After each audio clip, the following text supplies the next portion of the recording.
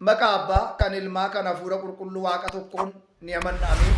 Kabajamootaa fi jaalatamoota maatiiwwan Waaqayyoon kan jaalattan Waaqayyo isinin kan jaalatu qophii kana mana keessan teessanii biyya keenya Itoophiyaa biyya keenya ala kutaa biyyoota garaagaraa teessanii hordofaa kan jirtan akkam jirtu akkam yoo nageessanii akkamiin turtanii Waaqa keenyaaf galanni ulfinni isaaf haa ta'u. Baga geessan guyyaa har'aatiin baga wajjumaan nuge barnoota keenya kutaa 81ffaa baa jalatti immoo qulqullummaan maalidha? Qiddisinaa ምንድነው kan jedhu torbee lammaffaa sooma keenya gooftaa keenya qoricha keenya Iyesuus Kiristoos barnoota keenya kutaa baa jalatti kutaa 81ffaa baa jalatti immoo waliitiin ilaalla jechaadha. Egaa waa'ee qulqullummaa gaafa ka'u torbee darbe keessatti barnoota keenya kutaa 80ffaa keessatti kutaa 80ffaa A jalatti waa'ee qulqullummaa Waaqayyoo fi warra Waaqayyoo isaan waame qulqulluu ta'uu akka qabanii fi iddoowwan qulqullaa'oo garaagaraa abbooliin qulqullaa'oon akka isaan jiran waliitiin ilaalleerra. Har'a immoo qulqullummaan maalidha? Qiddisinaa jechuun maal jechuudha? Egaa qulqulluu jedhamee kan galateeffamu hunda dursa qulqulluu jedhamee kan galateeffamu burqaa qulqullummaa kan ta'e Waaqayyoodha. Waan hundumaaf iddoowwaniif abbooliitiif qulqulloota jedhamee akka isaan waamaman abbaa qulqulluu yookiin immoo abbaa hundaa kan ta'e burqaa hundaa kan ta'e gooftaa keenya qoricha keenya Iyesuus Kiristoos burqaa qulqullummaa fi burqaa waan hundumaa isa irraa wanti hundumtuu kan argamu ta'uusaa Waaqayyo qulqullummaatiin kan eebbifame uumamoota hundumaaf immoo kan arjoome isa ta'uusaa qulqullummaan uumamoota hundumaaf kan kenname qulqullummaa kan hin qabne immoo Waaqayyootiin kan qulqullaa'e Waaqayyo malee qulqullaa'uun akka hin dandeenye kabajni qulqullummaa isa qofaarraa kan argamuu fi isa bira kan jiraatu qulqullummaan amala isaa kan ta'e qulqulloota immoo kan eebbisu kan qulqulleessu Waaqayyo qulqulluudhaa jedha. ቅዱሳንን የሚቀድስ በባህሪው እሱ ቅዱስ የሆነው አምላክ የባህሪ የጸጋ ሳይሆን የባህሪው ቅድስና ያለው ለሁሉም ደግሞ ቅድስናን ለቅዱሳን የሚሰጥ የቅዱሳን አምላክ የቅዱሳን አባት ተብሎ ይጠራል ይላል። አመለሳቲን ቁልቁሉ ተኤ አባ ቁልቁሉ አባ ነጋ አባ ጃለላ ሁንዱማፍ ቁልቁሉማ ከን ከኑፊ ዋቀ ቁልቁሉ ተኡሳ ቁልቁሎታንስ ከን ገለቴፈመ ተኡሳ ኒ በረነ ጀቻ ፋሩ ይረት ፋሩ ummata saba Israa'el irratti akkas jedha. Yaa Waaqayyo maaloo ati waaqolii gidduudha akka kee kan jiru eenyudha? Galataatiin kan sodaatame dinqiis kan raawwattu qulqullummaan kan kabajame akka kee kan jiru eenyudha jedhamee barreeffameera. Waaqa waaqotaa gooftaa gooftotaa mootii moototaa jechuudhaan faaruu Israa'el irratti barraa'ee jira. Afaan Amaariffaatiin በእስራኤል መዝሙር መጽሐፍ አቤቱ በአማልክት መካከል እንዳንተ ያለው ማን ነው? በምስጋና የተፈራ ድንቅን የምታደርግ በቅድስና የከበረ እንዳንተ ያለው ማን ነው ተብሎ እንደተጻፈ አምላክ አማልክት እግዚአብሔር ጌታ በቅድስና የከበረ ነው፣ ምስጋናም ቅዱስ እንደሆነ ያየንና የሰማ ነው። ኢሳይያስም ቅዱስ ብሎ ጠርቶታል። እጋ jecha kana gaafa ilaallu dinqii kan raawwatu qulqullummaan kan kabajamte akka kee kan jiru eenyudha jedhamee akkuma barreeffame waaqolii gidduudha kan akka kee humna humnootaa waaqa waaqotaa gooftaa gooftootaa mootii moototaa jechuudhaan qulqullichi Isaayyaas qulqullu jedhee Waaqayyoon raajii isaa boqonnaa 6 tokko hanga 10 irratti gaafa ilaallu qulqulluu jechuudhaan waa'ee qulqullummaa Waaqayyo ol kaasee sagalee isaa dhageessisee waa'ee Waaqayyo qulqullichi Isaayyaas dubbateera. Isaayyaas boqonnaa 40 lakkoofsa 25 irrattis waa'ee qulqullummaa Waaqayyo qulqulluu jedhee yeroo sadi deddeebisee qulqulluu abbaa qulqulluu ilmaa qulqulluu hafuura qulqulluu yeroo sadi jechuun isaa abbaa ilmaa hafuura qulqulluu waaqa tokko ta'uusaa qulqullichi Isaayyaas kaa'eera. Qulqullichi Yohaannis ati qofaa kee qulqulluudha jedhee ergamoonni samii irratti garbicha kee Musee faaruu isaa irratti akka galateeffatan barreesseera. Mul'ata Yohaannis boqonnaa 15 lakkoofsa 4 irratti ቅዱስ ዮሐንስ አንተ ብቻ ቅዱስ ነህ ብለው መላእክትን በሰማይ በባራ በሙሴ በመዝሙር እንደማመሰገኑ ጽፏል። ቁልቁልቻ ሙሴን አኩመ ገለቴፈተነ ቁልቁሉ ዮሐንስ አቲ ቆፋ ቁልቁሉና እየን የክ በዲን በሌሳን ጡራይን ኢሰብረ ከን እንጅሬ ነምን ቁልቁሉ ተው ደንዳ ጡራስ ተው ደንዳ ገሩ ሐረ ጡራይ ቦርከን ኑርፍ አርፎብነ ሐረ ቁልቁላዬ ቦርከን እንጥሮብነ እኒ ገሩ በረበራ ቁልቁሉ ከንተ ኤርገሞን ኢሳ ሰሚረት ሳድግ ደሚ አፍሩ ከን ሰገለቴፈተን ኦቁበ ገለተ ከን ኢሳፍ ገልጨን ዋይ ቁልቁሉማ ዋቀዮ ከነ ኢሳይያስ አኩ በዱበት እስራኤሎኒ ፋሩሳን ይረት አኩ መሳን ፋርፈተን ዋይ ቁልቁሉማ ዋቀዮ ዋደኑ ጀቀኒሩ እጋ ቁልቁሉማን ዋቀዮ አፋን ኬኛት እንዱበታ በሰዱሙት ስለ እግዚአብሔር ቅድስና በእኛ አንደበት ተነግሮ የሚያልቅ የሚያበቃ አይደለም። ቁልቁሉማን ዋቀዮ ጀቸ ኬኛ እንዱበታ በሰዱሙት ዋንተ ኤቲፍ ከናፊጋ ዋቀዮ ሰሚ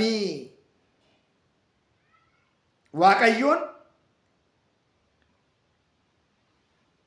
ቁልቁሉ አከተ ሃናንስ አከና ጀቴት አከ ዋቀዮ ቁልቁሉን እንጅሩ እንደ እግዚአብሔር ቅዱስ የለም ብላ ነብይት ሃና እንደተናገረች ከነከ ዋቀዮ ቁልቁሉ እንጅሩ ከነሞታ ከንከና የሰዎች የጸጋ ቅድስና ሊሆን ይችላል።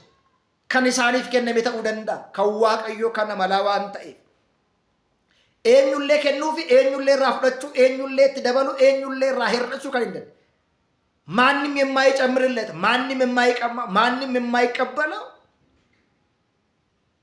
የዘላለም ቅዱስ የዘላለም አባት ዋቀ በረበራ ዋቀ ቁልቁሉ ተውሳ በእናቲ ነስራቲ ላሉን ከነከ ዋቀዮ ቁልቁሉን እንጅሩ ጀቴቱ ራጀቲን ሃናን ዱበቴት ሲን አለት ቁልቁሉን እንጅሩ ካንቴ በቀር ቅዱስ የለ ካንቴ በቀር እንዳንተ ቅዱስ ካንቴ በቀር ቅዱስ የለምና ብላ ነው የዘመረችው። በመጽሐፈ ሳሙኤል የመጀመሪያው ምዕራፍ 2:3 ላይ ከነከ ዋቀዮ ቁልቁሉኒ ከነከኬ ቁልቁሉ ከንተኤ hinjiru jechuudhaan ሃናን መጽሐፈ ሳሙኤል ኢሳ ዱራ ቦቆና ለማ hanga saditti kaastee jirti. uumaan ofii isaayyuu mataa isaatiin akkana jedhee ibseera. ani qulqulluudha ዋንተን ta'eef isin immoo qulqulloota ta'a. እኔ ቅዱስ ነኝና እናንተ ደግሞ በኑሯችሁ በአካሄዳችሁ በአረማመዳችሁ በአበላላችሁ ቅዱሳን ሆኑ። አኒ አመለኮቲን ቁልቁሉ ወንተን ta'eef isinis qulqulloota ta'a jedha. ቅዱስ እንደሆንኩኝ እናንተም ቅዱሳን ሁኑ ምሉአን ሁኑ ቁልቁሎታ ta'a guutuuta ta'a jechuudha.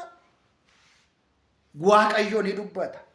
seera keessa deebii boqonnaa 19 irrattis tokkoffaa Phexros 1:16 irrattis ani qulqulluudha isiniin kan waame qulqulluudha isinis qulqulloota ta'a jechuudha. waa'ee qulqullummaa waaqayyoo gooftaan keenya uumaan keenya nu barsiisa. galanni ulfinni isaaf haa ta'u maatiiwwan waaqayyo. egaa maatiiwwan waaqayyoo nutoo maal fakkaanna bara kana keessa akkamitti deddeebi'aa jirra. waaqayyo qulqulluu ta'e kana simannee isa faana deemuudhaaf amantaatiin cimnee dhaabachuudhaaf hojii qulqullummaa hojjechuudhaaf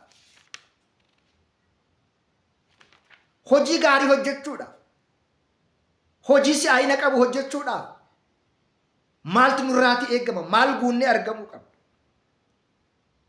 maaltu nutti hir'ata. waaqayyoon galateeffachuun waa'ee qulqullummaa waaqayyoo himuun dubbachuun bu'aa inni qabu maalidha? maarree guyyaa hoosaayinaa sana daa'imman akka faarfatan akka hin faarfanne faaruu galata akka isaan dhaban yoo himamuyyuu isaan kun daa'imman kun yoo na galateeffachuu baatan gaarri Biitaaniyaa dhagaan Biitaaniyaa ka'ee na galateeffata. Sa'aatii 24 kan hin dadhabne kan hin duune kan bara baraan isa galateeffatan ergamoonni isaa sa'aatii 24 waa'ee qulqullummaa Waaqayyoo isaa ni dubbatu ni barsiisu. Nuti galateeffannes qulqullummaa Waaqayyoo irratti wanti dabalus wanti hir'isus hin jiru. Amalaanis qulqulluudha. Ergamoonni isaa raayyaawwan 99 ta'an qulqulluu jedhaniit sa'a 24 isa galateeffatu. Guyyaa kana gaa gooftaan keenya waa'ee qulqullummaa guyyaa itti barsiise. Qulqullummaa bakkaas kan namootaas waa'ee qulqullummaa Waaqayyoos Waaqayyoon duuka bu'uudhaaf qulqulluu ta'uun barbaachisa. Yakka irraa fagaachuun barbaachisa. Badii irraa fagaachuun barbaachisa. Cubbuu irraa fagaachuun barbaachisa. Gochaa gaarii hin taane irraa fagaachuun barbaachisaadha. Hamii irraa, ejja irraa, sagaagala irraati, yaada biyya lafaa irraa fagaachuun barbaachisaadha. Qulqulluu ta'uudhaaf. Qulqullummaan callisee dhuma kan kennamu otoo hin ta'in hojiidhaan kan argamu. Amantaadhaan kan ragaa bahamu. Amantaa ofii eeguudhaan hojii gaarii hojjechuudhaan kan argamu malee callisee dhuma kan kennamu kennaa miti. Waaqayyo irraa qulqullummaan nu kenname garuu fedha keenyaan yaada keenyaan qulqullummaa nu kenname balleessuu fi ofirraa akka nuti hin mulqineef kabaja Addaamiif Hewaan hundi keenya ni beeka. Gatii amma akka nu kaffalchiisee fi gatii amma akka itti kaffalan hundi keenya beeka. Kabajaaf qulqullummaa nu kenname qabannee amantaa keenyaan deddeebi'uun soomuu sagaduun hunduma keenya nu barbaachisa jecha. Hunduma keenyaaf gaariidha jecha. Kanaaf qulqullummaan hojiidhaan amantiidhaan waan gaarii hojjechuudhaan abboolii qulqulloota duukaa bu'uudhaan deemsa isaan deeman deemuudhaan amantaadhaan hojiidhaan isaan fakkaachuudhaan qulqullummaan ni argama jecha. Kanaaf egaa Waaqayyo qulqulluu ta'e duukaa bu'aa hordofaa hojii qulqullummaa hin hojjennu taana adeemsi keenya gaarii akka hin taane beekuun barbaachisaadha. Barnoota keenya itti aanu kutaa 82ffaa caa jalatti immoo Waaqayyo qulqullummaan Waaqayyo afaan ergamootaatiin qulqullummaa Waaqayyo afaan ergamootaatiin isa jedhu barnoota keenya kutaa 82ffaa caa jalatti ilaalla. Kan nu barsiise, kan nu gorse, kan nutti dubbate faa qabboolii keenyaaf galanni haa ta'u. Miidiyaa kana guddisaa, sabiskiraayibii godha, waliif dabarsaa, barnoota kana dhaggeeffadha. Yaadaa fi yaada qabdaniif gaaffii qabdan immoo karaa miidiyaa kana galtanii gaafachuu dandeessu. Waaqayyo sin duukaa haa ta'u. Hunduma keenya karaa qulqullummaa irra deemnee amantaan cimna.